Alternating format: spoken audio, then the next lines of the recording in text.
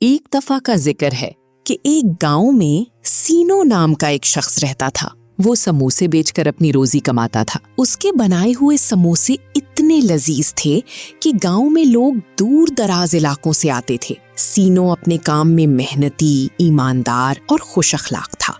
एक दिन सीनो को एक बड़ा ऑर्डर मिला जो उसके लिए जिंदगी बदल देने वाला मौका था। ऑर्डर वक्त पर मुकम्मल करने के लिए वो सुबह सवेरे बाजार गया और समोसे बनाने के लिए मसाला तैयार करने लगा। अचानक उसकी छोटी बेटी आई। वो बहुत घबराई हुई लग रही थी। क्या हुआ बेटी, तुम इतनी घबराई हुई क्यों हो? माँ ने कहा है कि आप जल्दी घर आएं। क्या हुआ, सब खैरियत तो है? उसने कुछ नहीं बताया, बस कहा है कि आप जल्दी घर आएं। सीनो ने अपने पड़ोसी से कहा, अरे ऋषभ भाई, मेरे सामान का जरा ख्याल रखना, मैं जरा काम से घर जा रहा हूँ। आप बेफिक्र होकर जाएं, मैं यहाँ सब संभाल लूंगा। सीनो अपने घर चला गया, मगर उसके पड़ोसी को सीनो की कामयाबी से बहुत जलन होती थी। वो हमेशा सीनो को नुकसान पहुंचाने की तरकीबें सोचता था। जैसे ही सीनो गया तो ऋषभ ने अपनी बदनीयती दिखाई। उसने सीनो के मसालों में कुछ पाउडर मिला दिया। दिल ही दिल में हंस रहा था कि आज तो सीनो का कारोबार तबाह हो जाएगा, लेकिन ऊपर वाले को कुछ और मंजूर था। दूसरी तरफ सीनो घर पहुंच गया। उसने देखा कि उसकी बीवी परेशान खड़ी थी। क्या हुआ कमला, तुमने मुझे जल्दी क्यों बुलाया? हमारी गाय की तबीयत बहुत खराब है।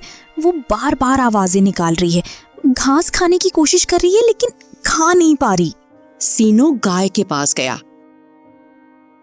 उसने गाय का मुआयना किया तो गाय की तबीयत वाकई बहुत खराब थी। वो घास तो चबाती थी मगर उसे निगल नहीं पा रही थी। वो गाय उस परिवार के लिए बहुत अहम थी। सब घर वाले उससे बहुत प्यार करते थे। सीनो ने बीवी को तसल्ली देते हुए कहा, फिक्र ना करो, मैं शाम को वापसी पर हकीम को ले आऊंगा। तुम गाय का ख्याल रखना और इसे पानी पिलाते रहना। ये कहकर वो बाजार वापस चल पड़ा। लेकिन एक और मुसीबत उसका बाजार में इंतजार कर रही थी। बाजार पहुंचकर उसने देखा कि उसका सारा सामान जमीन पर बिखरा पड़ा है। अरे ऋषभ, ये क्या है? मेरे सामान का ये हाल किसने किया? अरे सीनो भाई, आपके जाने के बाद एक बैल ने ठेले को टक्कर मार दी और सारा सामान इधर उधर बिखर गया। लेकिन आप फिक्र ना करें, आप जो मसाले तैयार कर रहे थे वो मैंने बचाए हैं। या अल्लाह, ये मेरे साथ क्या हो रहा है? क्या ये सारी मुसीबतें आज ही आनी थी? सीनो ने जैसे तैसे करके अपना सामान इकट्ठा कर लिया और काम दोबारा शुरू किया। लेकिन जब उसने मसाले का जायका चखा तो उसमें अजीब सी तलखी थी। मसालों के साथ क्या हुआ? इसका जायका तो बदला सा लग रहा है। सीनो परेशान था। वो नहीं जानता था कि उसके मसालों के साथ क्या हुआ है। उसने मसाला दोबारा बनाने का फैसला किया, लेकिन उसका वक्त खत्म हो रहा था। ऑर्डर शाम तक पहुंचाना था। दूसरी तरफ उसे गाय की फिक्र भी हो रही थी। उस वक्त अचानक सीनो को ऋषभ का ख्याल आया। क्या ये उसकी कोई चाल है? लेकिन वो ऐसा क्यों करेगा?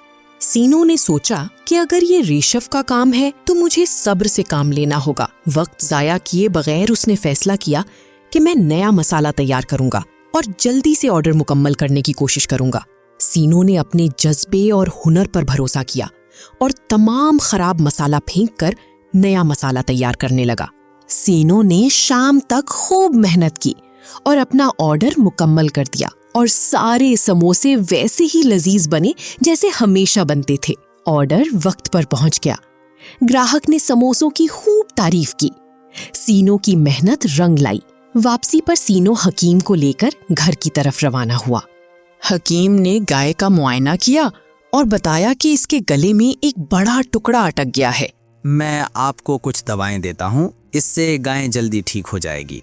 ठीक है हकीम साहब, आपका बहुत शुक्रिया। अगले दिन जब सीनो उठा तो गाय बहुत बेहतर हो गई थी। हकीम की दवाओं से गाय एक ही दिन में बेहतर हो चुकी थी। सब घर वाले गाय की वजह से बहुत खुश हुए। उसके बाद रोज की तरह सीनो बाजार गया। उसी दिन से सीनो को मजीद बड़े ऑर्डर मिलने लगे।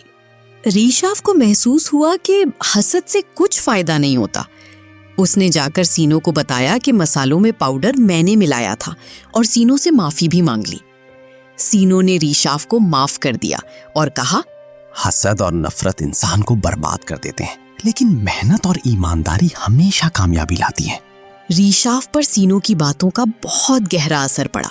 उसके बाद उसने भी खूब मेहनत शुरू की और सीनो और रीशाफ 2 भाइयों की तरह जिंदगी गुजारने लगे।